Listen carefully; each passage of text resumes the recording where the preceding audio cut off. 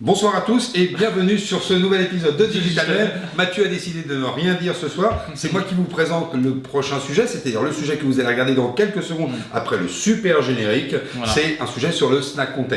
Non, il va dire quelque chose quand même. Oui, je voulais vous dire, abonnez-vous à cette chaîne YouTube. Vous pouvez directement cliquer pour ne plus rien rater des épisodes de Digitalmen. Ça fait très Stéphane Bern là quand je parle. Ah oui, peut-être. Donc, ne plus rien rater. Sinon, pour ceux qui prennent les transports, vous pouvez directement vous rendre sur l'App Store dans la rubrique podcast et vous nous téléchargez, vous vous abonnez à notre fil pour ne plus rien rater de nos épisodes version audio. Et bien voilà, il a tout dit sur la pub. Moi je vous ai dit quelque chose sur l'épisode. Snackable content, snack content, c'est tout de suite sur Digitalmen.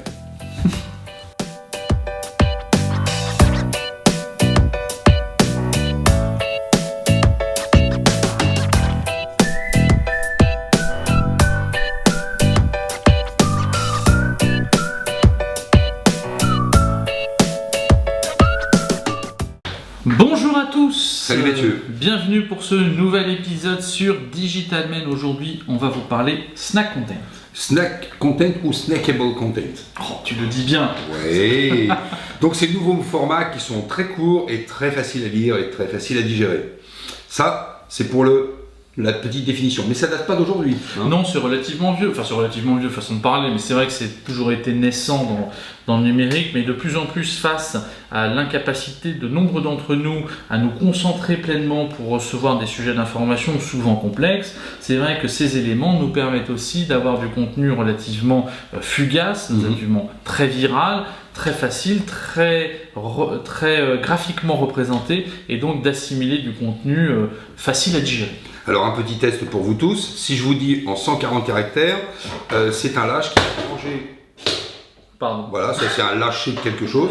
Donc ça c'est un lâche qui, pour venger son père assassiné, finit par tuer la fille qu'il aime et diverses autres personnes.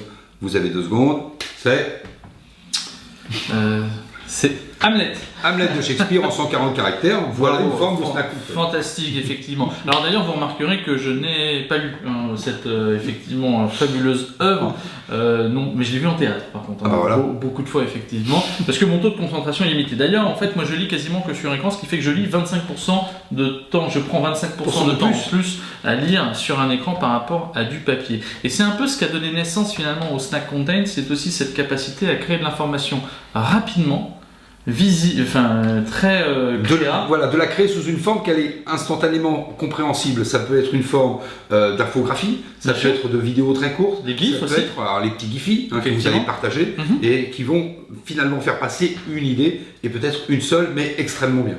Alors en même temps, ces contenus existent, mais comment ils se diffusent? Parce que je pense qu'il y a des plateformes qui sont favorisées, qui ont un terrain de jeu plus propice face à la diffusion. Alors le diffuseur naturel, c'est évidemment, puisque c'est fait pour être partagé, c'est le diffuseur naturel, sont les réseaux sociaux. Alors celui qui a été peut-être le plus organisé sur ces sujets, c'est Snapchat avec sa partie Discover, où vous allez trouver des gens extrêmement sérieux, comme Le Monde, comme l'Express, et puis aussi Society, et puis aussi Combini, toute une série de médias qui finissent par créer du contenu super digeste, un peu trop, parfois pré-mâché. Alors en même temps, ce qui est intéressant dans snack content, c'est qu'aujourd'hui ce sont des mécaniques rédactionnelles ou de création de contenu des annonceurs, alors qu'en réalité au départ c'était uniquement quelque chose qui était géré par et pour les utilisateurs. Et ce qui est intéressant notamment au travers de Snap, c'est Le Monde qui se positionne sur ce réseau social, alors qu'en réalité on ne les attendrait pas trop sur un sujet sur un réseau qui accueille principalement des millennials, même si on a effectivement d'autres, les 15-34 ans dont nous faisons partie avec le Grenelle, et qui nous amène effectivement à nous dire il crée une nouvelle forme de rédac pour aller toucher une audience souvent un peu moins captive, un petit peu moins concentrée sur plein de contenu, qu'attend une autre forme rédactionnelle.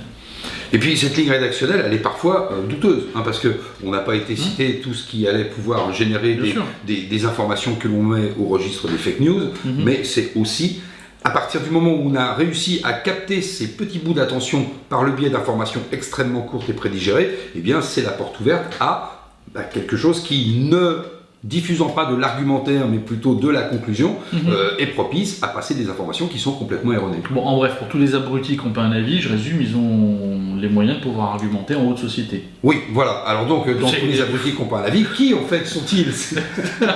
Nous ne citerons pas de nom, je vous le promets. Alors en même temps, ce qui est intéressant, c'est que ça permet de contourner les adblocks finalement. Ouais. Parce que quand effectivement on a créé une défiance au travers de la publicité aujourd'hui, on a, grâce à cette typologie de contenu, la capacité de générer du trafic depuis un site principalement à vocation sociale jusqu'à un site plutôt d'information classique qui lui va être en mesure de valoriser ce contenu. Oui, exactement. Mais à partir de ce moment-là, est-ce que justement on vise toute la population utilisateur du digital ou plus particulièrement, comme tu le disais tout à l'heure, les millennials? Alors typiquement, on va privilégier aujourd'hui tout le monde, très clairement, parce que tout le monde peut être impacté par ces contenus. C'est vrai qu'il y a un terrain de jeu plus propice à aller toucher des millennials sur ce type de contenu, mais ce qui est intéressant effectivement, c'est de constater que ça devient une vraie ligne rédac qu'utilisent les putaclics et qu'utilisent aussi maintenant les journaux pour doper leur trafic dans une certaine mesure. Et alors, finalement, ces journaux nous délivrent de l'information, et puis on aurait peut-être une tendance à avoir uniquement ce canal d'information. Et ça, ça devient carrément dangereux, puisque c'est directement une dérive. Si moi je ne m'informe qu'avec ces rédactions qui se font très courtes et qui sont déjà pré-mâchées, qui sont déjà en fait superficielles.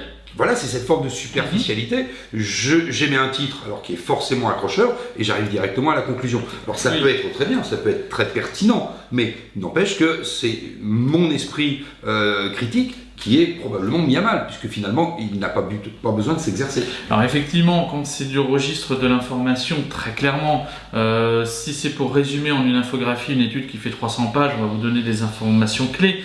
En même temps, souvent on va consommer très facilement et reproduire et réutiliser ce type d'informations sans pour autant souvent aller vérifier la racine même de la réflexion, alors qu'il pourrait nous laisser effectivement apparaître une orientation dans ces cas-là de l'opinion dans une certaine mesure sur plein de sujets.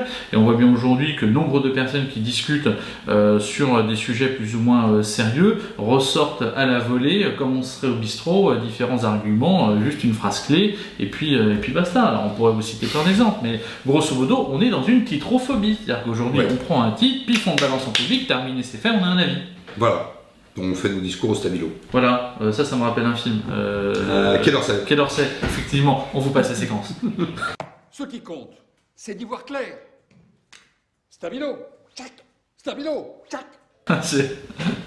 Donc, pour résumer, si c'est bien utilisé, ça sera générateur de trafic. Bien sûr. Hein. Et si c'est mal utilisé, ça sera générateur de défiance. Ce livre, on voit tout de suite qu'il est nul. Il n'y a rien de stabiloté. Alors que là, j'ai tout stabiloté. Ça, c'est un bon livre.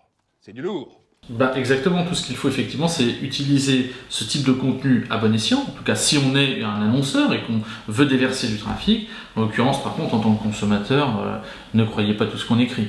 Oui, et donc, finalement, changez de temps en temps de support pour vous informer et ne restez pas qu'au Snap Content.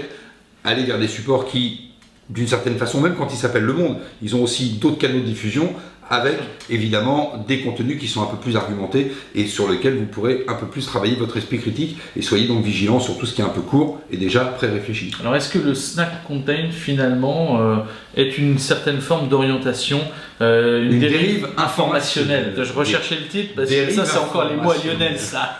Eh bien, oui, c'est une dérive informationnelle si on a, nous, en tant que consommateurs, la faiblesse de s'arrêter à ce type d'information. C'est en fait, nous, les victimes, hein, on est les victimes, mais bien en sûr. fait, on est les victimes consentantes. Parce qu'on se dit, finalement, comme c'est pré-mâché, je vais plus vite. Exactement. Alors et ça vous laisse croire que vous pouvez refaire tout votre appart en une semaine. Exactement. Parce que vous avez vu un GIF qui vous permettait de le faire. Voire pire, en une heure, refaire tout un appart, ce que j'ai vu sur Facebook récemment. Voilà. Bien entendu, j'ai maté la vidéo.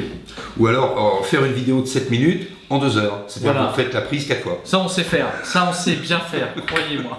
Voilà. Est-ce qu'on a tout dit? Bon, on a dit pas mal de petites choses. Pas mal de choses. En même temps, c'est un sujet sur lequel on pourrait tisser énormément. Mais on l'a voulu court. Mais on l'a voulu courte, effectivement, cette vidéo, justement pour pas vous bouffer trop de temps, moins de 10 minutes. C'est à peu près fait, on est à 8 minutes exactement. Et bien comme ça, il ne nous reste plus qu'à vous souhaiter de bonnes vacances de la Toussaint. Exactement. Pour ceux qui regarderont cette vidéo dès sa sortie. Voilà, et bon, on vous souhaite de bonnes vacances comme l'a dit Lionel, et on vous dit à très bientôt sur la chaîne Digital Men. Bye bye. Salut.